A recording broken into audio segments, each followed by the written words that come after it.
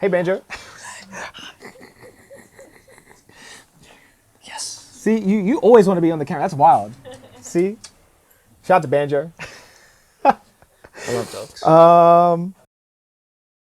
What is going on? Welcome to Ruu S Room, where we get into the nitty-gritty of the artists and creatives in the Australian scene.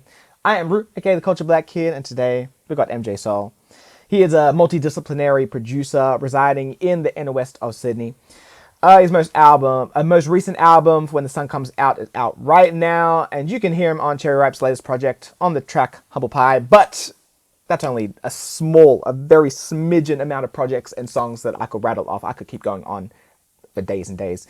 MJ, how you doing? Like, for real, how are you doing? It feels so weird being in the chair and actually being asked that question. I've seen it so many times. I appreciate that. Low-key, I'm nervous. Okay. I'm feeling nerves right now. As soon as we started recording, I was like, oh shit. Like we haven't been talking for 2 Yeah, hours, right? I was like, oh, this is for real now. I don't know, I just get mad anxiety all the time. Especially when I'm put in front of a camera, not randomly. We've been waiting here for like half an hour, but We've been talking about this for like 2 months. It turns on and I'm like, oh fuck, okay. You're like, oh. My answers are being recorded. Yes. No, Anything you say can incriminate yourself from now on. I'm good. I'm just got back from Japan. Nice. Recently, and then I'm trying to get back into the flow of everything. For sure. You know how hard it is at the start of the year to, yeah, kickstart everything because you've been in a holiday mode. But I'm getting there. For sure. How was Japan? How was that step away from everything? I was expecting to make music while I was there. Like I brought my drum machine and everything, but I literally made like 1 or 2 beats. Yeah. I decided like halfway through, I was like, you know what, I'm actually just gonna take a break. But it was amazing. No, for sure. Like every city we went to was beautiful. It was good to take time away. Yeah, no, for sure. Disconnect. For sure. It's one of the things, because my sibling, my brother lives in Wagga Wagga. And like sometimes I brought like my laptop and gone, like, all right, I know I'm here on a holiday, but let me, make sure I edit some things, which I've done. But like for the most part, I sit there and I'm like, let me just read. Yeah. Let me go outside. Let me go for a walk. I wanted to make music over there because in my mind I was like, oh, this is gonna be so different because I'm in a different environment. But I was there. I was like, nah. I'm just gonna chill, bro. I'm walking all day. I don't need to focus on that too much. No, for sure. Yeah, nice. Was there a location in particular that stood out to you?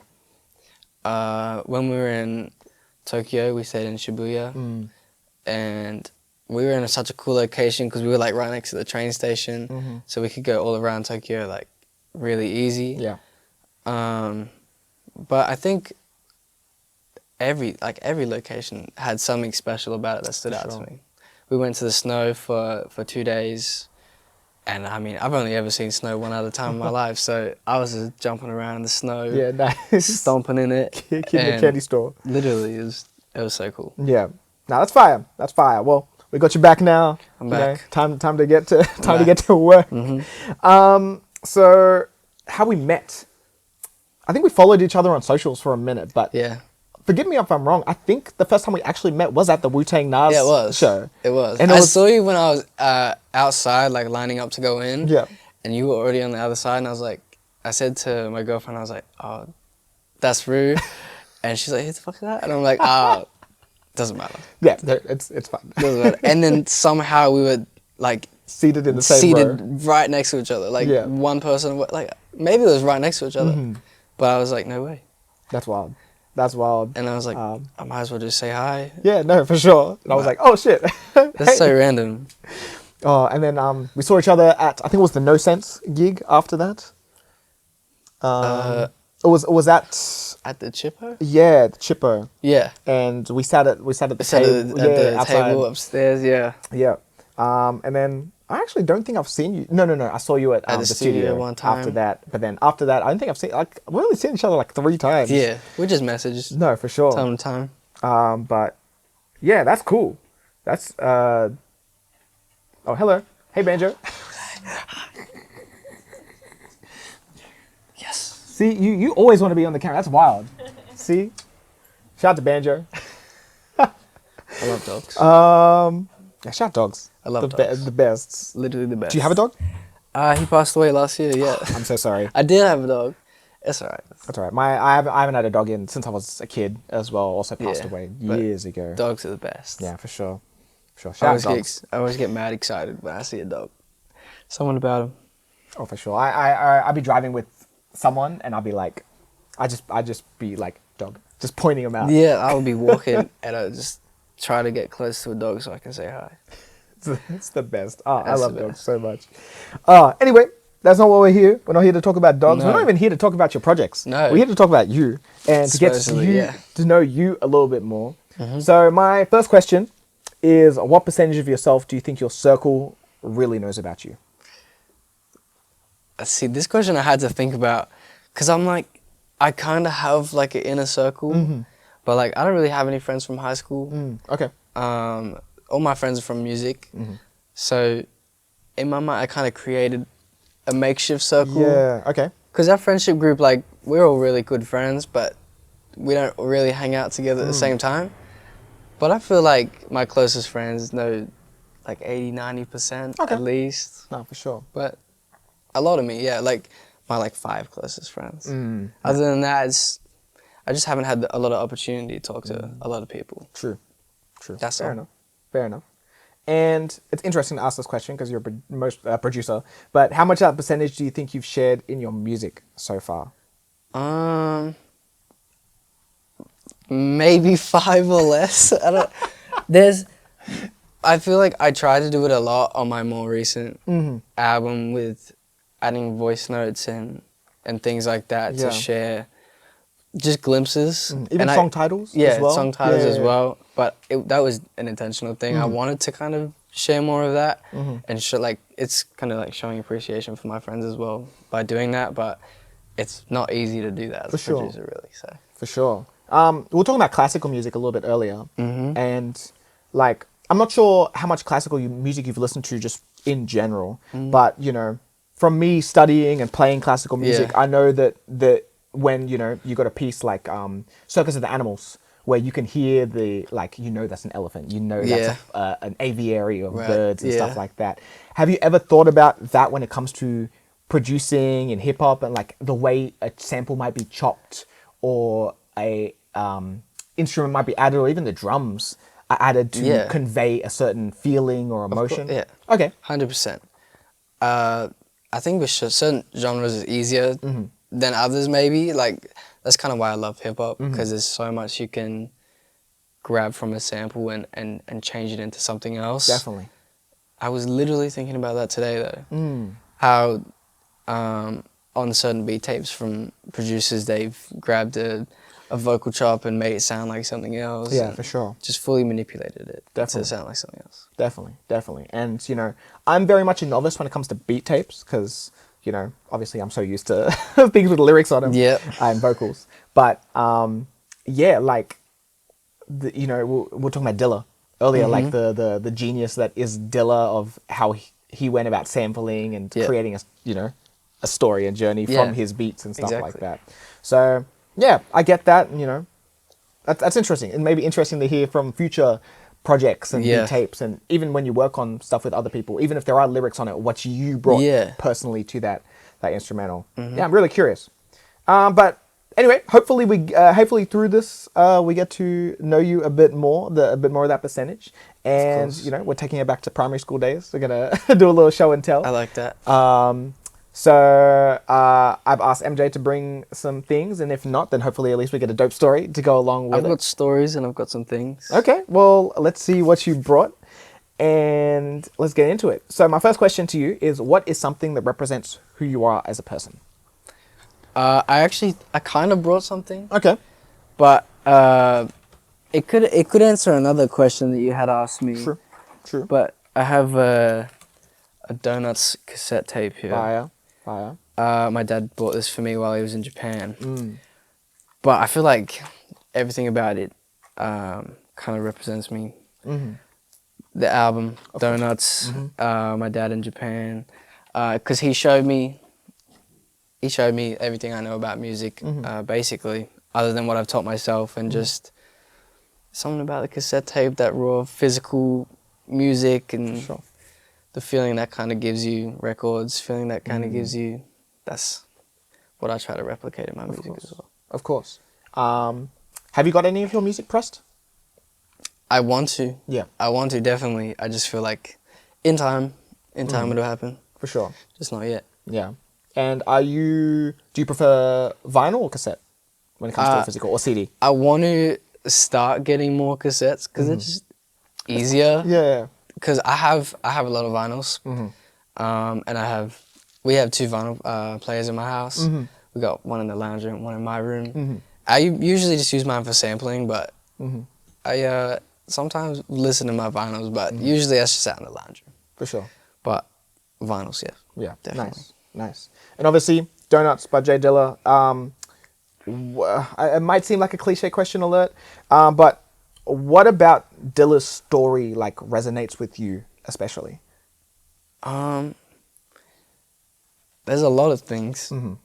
I guess he just did it because he loved it, and he just made the beat tapes, and he made the music that he loved, and he didn't do anything by the book, and that's what I love. That's what I looked up to. It's like I'll grab this, I'll chuck this together, because I want to. Yeah.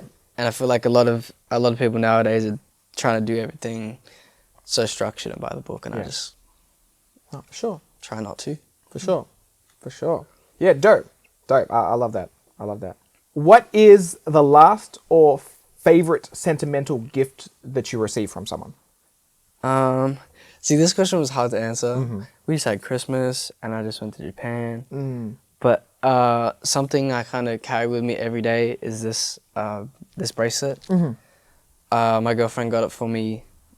It's so random story, but in year 12 I wasn't planning to go to formal or anything, and then we started dating, and we just like, of course we're going to go to formal together. And I actually didn't even get her anything, which she will shame me about. But she got me this, and it was like the first piece of jewelry anybody like ever really bought me. Yeah. And I would literally wear it every day. Like anytime you see me, I have this on. Yeah. Dope. So I just feel like a good luck charm. Yeah, nice. And I just love wearing it. No, for sure. So that's my answer. Okay, fair enough. And I'm at year 12, you said? Yeah, year 12 for me is fairly recently. Yeah. How many years out? Almost 2. No, it's like a year and a half. 2022 I graduated. Right. Yep. Fair enough. So it'll be end of 2022. I'm 2015. Yeah, I was year 5. That dates me. I was 11. Oh, that's crazy.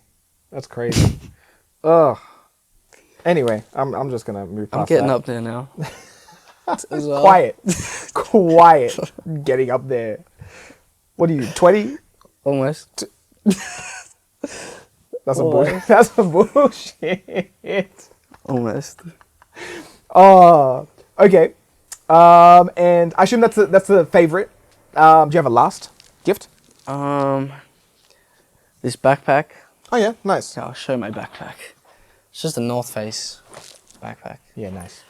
But I got that for Christmas. Okay. And before that, I was using like a 25-year-old backpack that my dad had like in the shed, and it was just terrible. But that one just got so much space, and just everything I need fits in there. Nice. Do you like practical gifts? Yeah. Yeah. Don't give me a gift I'm not gonna use. Yeah, I mean, sometimes there's a gift where it's like, maybe you'll use this, could come in handy, but I asked for a backpack, he got me a backpack. Nah, for sure. And I love it. Nah, nice. So, most definitely, yeah. Of course. Get MJ practical gifts. That's yes, please. All right, number 3. What is the first album that you ever bought or received? I feel like the first memorable album was The Good Fight by Odyssey. Okay. I don't know if you've ever heard that. I've heard of Odyssey, but I haven't heard of the album. Me and my dad used to listen to Odyssey a lot together, and that album like stood out to both of us. and he got it on vinyl when I started high school, and he wrote a message on it in Sharpie on the like plastic sleeve it goes in. Yeah.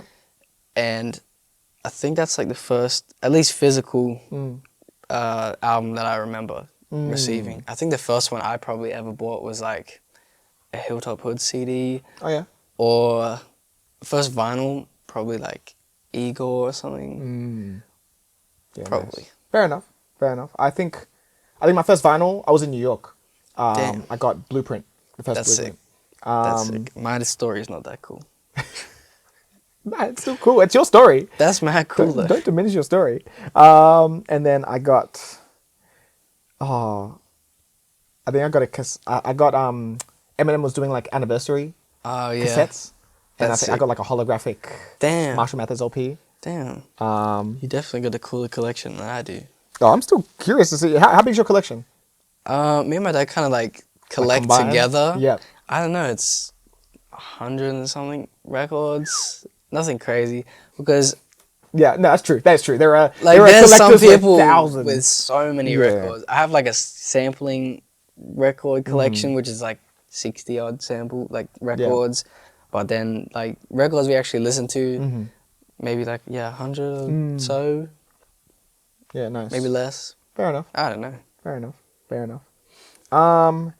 And before I get to this question, is there an artist in the scene whose music that you would love to sample, or do a remix tape of their project?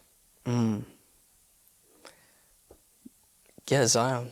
Zion, the most recent one. If I could do a Zion Garcia like theatrical version Emjaysoul remix tape, that would be crazy. That'll be crazy. That'll be wild. It'll be tough. It's already crazy as it I is, know. and then I feel like I might ruin it, but I don't think you would. I just because I literally I used like a vocal splitter to remove his vocals from overthinking. The AI. Yeah, crazy. And even just that was fun to mess around with. But to have all the stems that he used, like I could do something crazy. I don't know. Oh, yeah. Stay tuned. Possibly. Maybe. Nah, for sure. And who is one of your favorite local artists currently? I feel like I kind of have. I listen to a lot of different music from a lot of different local artists, but it's weird not to say someone I'm friends with. Yeah, that's true. Can I say someone I'm friends with? Yeah, and we'll decide after. Go. There's an edit button. Taco, most definitely. Yeah, for sure. I just feel like I've heard a lot of his music that's not released yet. Yeah. And I just know how it's going to be received just from how it made me feel. Definitely. So it just makes me really excited For sure. to see how it goes for him. Yeah, no, like the how Taco was moved in the past 6 months. Oh, it's it just been crazy. popped up and then just fucking wowed and then everyone loves it. Yeah, he is something special. Like, Oh yeah, seriously. yeah, no, I'm so happy that I was a part of being able to put him on the Unearthed page and write up the little blurb about him. That was sick. Yeah, no, if like, I know I've already interviewed him and I've put him on my page, but I swear if you have not listened to Taco yet, you need to. Please. Oh my goodness. It's true. Yes. It's true. So, yeah, no, fire. All right, number 4. What is a moment from one of your favorite gigs and or sessions Like gigs that I like that you've have gone been to? That you've been. Oh well, have you done many gigs? Technically 2. Okay, then we can add gigs that you've been to as well, but we'll keep it local. We had a session at the Bank Studios where there was like what felt like all of Sydney there. I think Komar mentioned this one And on his one as well. it was just, we weren't doing a lot of music, but it was one of the craziest nights because it felt like everybody was there. Yeah. There was probably, I don't know, maybe 30 people, but it's just everyone that we love and look up to almost was there, and that was crazy. Yeah. Other than that, when we did the Cherry Tree event, Cherry, when she put on the event in November, that was the first time I really got up on stage and had control over the music. For sure. and the reception for that was crazy Yeah, because dope. we didn't expect to have nearly 100 people there. Oh, wow. And yeah, there was around about that, and I was just shocked. That's crazy. That's dope. That's dope. I'm sad I missed that one. I feel like That was there a was cool event, another. yeah. No, was there another gig? I don't know. I feel like I had something on that evening, and I was like, damn it. But when I heard about it, I was like, yo, the cherry gig Yeah. went off. It was sick. The whole thing was sick. The whole lineup, everyone did a great job. No, definitely. And number 5, what is something that represents your dreams and aspirations within your field?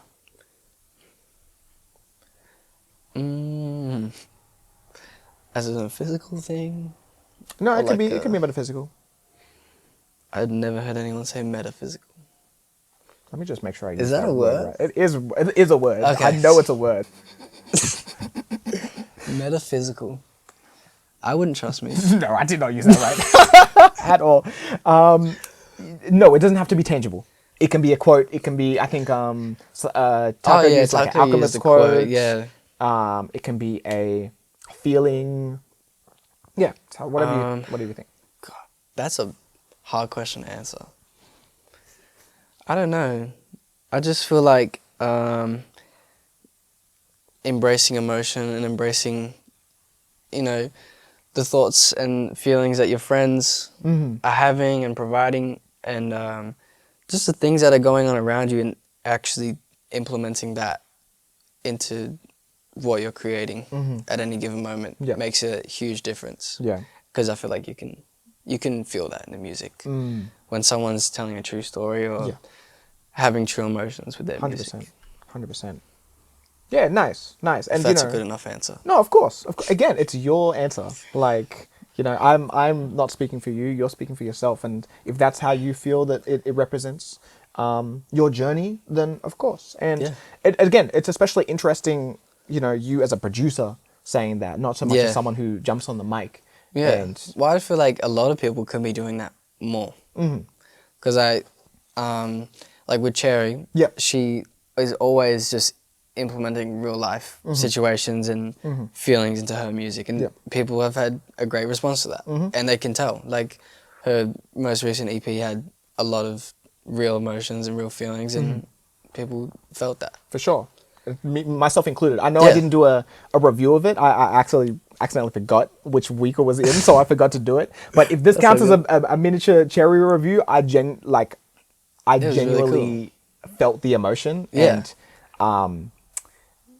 it's the best project to date, in my personal opinion. So yeah, sorry Cherry, I forgot the interview, but I forgot the review. But there's your Ruu review. So what do you? But let me know what you think. Are you here for this? Is this not really for you? Let me know. Okay, there we go. I was here for it. I was, yes. All right, but yeah, no, I get you.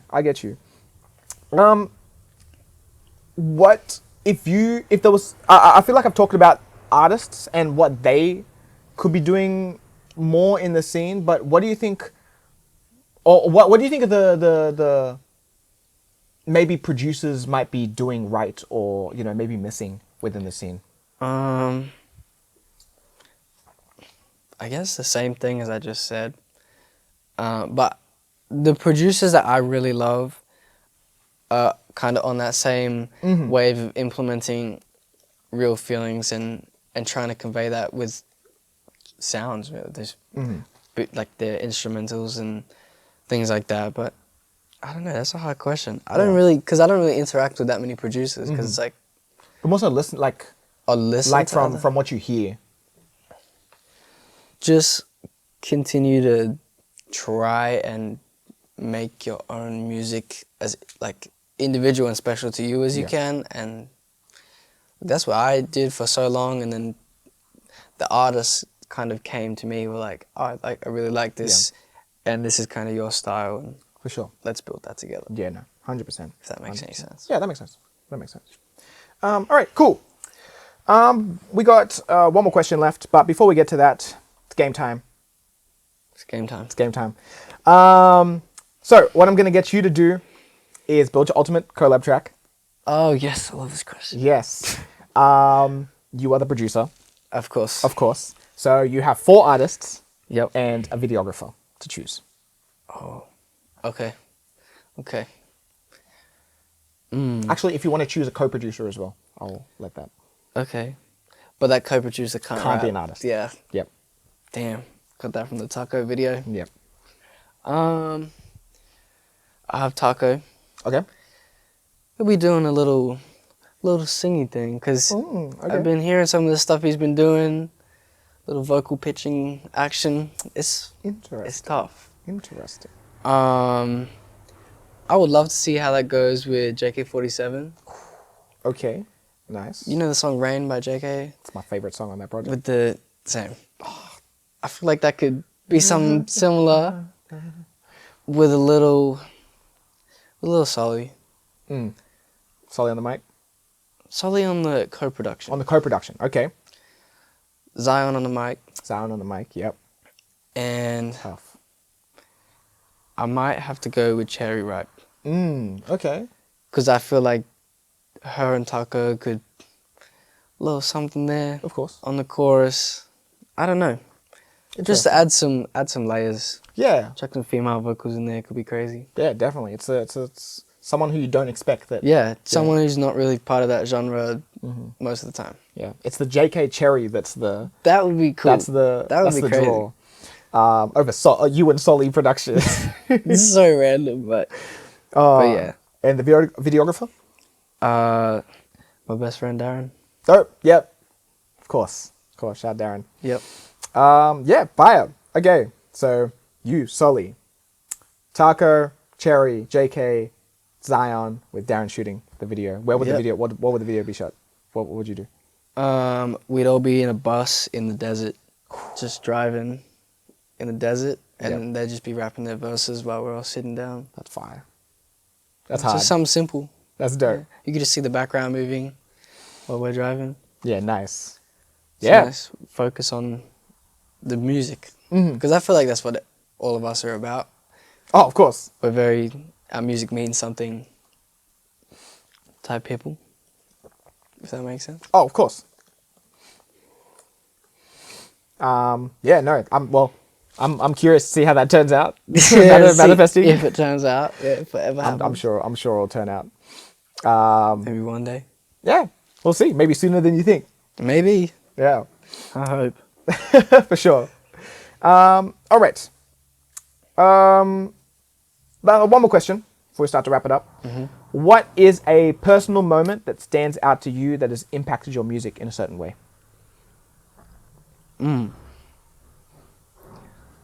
That is it. You're asking a good question. You're good at this. Jeez. There's so many little moments. I feel like there's a lot of things recently that kind of kept me going, it kept pushing me. But there's also things of like when I started that were very impactful and then really kicked things off. Yeah.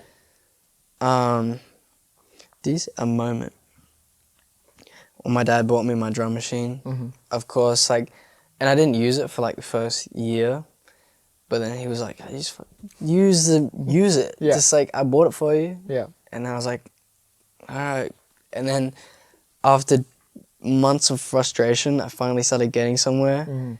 And just him hyping me up, even with my terrible beats that I was making, that kind of made me feel like I could do it. And then after a while, it'd be like friends saying, oh, this is all right. This is pretty good. And then now I'm at the point where people I look up to are saying, no, you did a good job. Yeah, fire. It's kind of the same thing. Yeah. But just leveling up. Of course. But yeah, moments like that mean a lot to me. Someone I idolize or someone that matters a lot to me telling me I'm doing a good job and telling me, no, I'd actually listen to this. Yeah. I'm like, yeah, nice. Yeah, dope. Doing the right thing, man. For sure.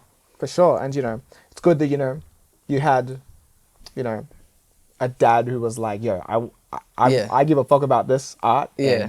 And, I know you'd love it. Exactly. Go do it. And then when you start to get it, it's like, and more. And again. It kind of pissed me off at the time. I remember being so frustrated with him. That angsty tea. Because I was like probably 14. Yeah. when he was like really pushing me, and I was like, oh, this sucks. I don't want to do this. Yeah. But after I started like falling in love with it more and more, and now I just all the time. It's just I love making music, and I love sampling, and I love using my drum machine. For sure. So For sure. That's dope. Well, shout out to your dad. shout out to my dad. Yeah, because we're here now. Seriously. And now, you know, again, we were talking about it earlier, like the amount of praise that you're getting from some of the like you said, the people who you look up to Yeah. is fire. And It's still crazy. I've been saying this to especially like my family and my close friends. I'm like, I can't believe like this makes no sense. I'm like, no way they're actually thinking that. But they know me. and then my friend's like, you're crazy. Like, of course. And I'm like, no, it's still mind blowing, and will be for a while. Yeah. Until it's until forever. Of course. So, like I was telling you, like there are still some people that I'm like, yo, We're cool. wait, you like me? We're friends. Yeah. Literally, yeah. So well deserved. From if I'm gonna say it, you know, it's well deserved. All the praise that you're getting. Thank you. I'm very excited to hear what you got in store for this excited. year, from next year, for into the future. So, you know, sky's the limit, and yeah. Of course. But anyway, that concludes the formal section. Here's where I, you know, roll out the red carpet for you. What is happening? What is out? What is coming up? Yeah. Oh yeah.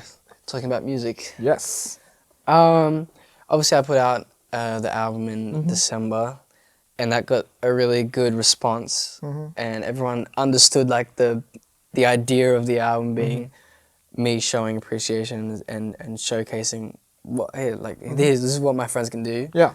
This is, you know, music for the summer. For sure. So I wanted to like continue that with other people. So we're gonna do a whole remix EP Fire. with some of the people we've just spoken about. Fire. And it would be like seven or 8 tracks.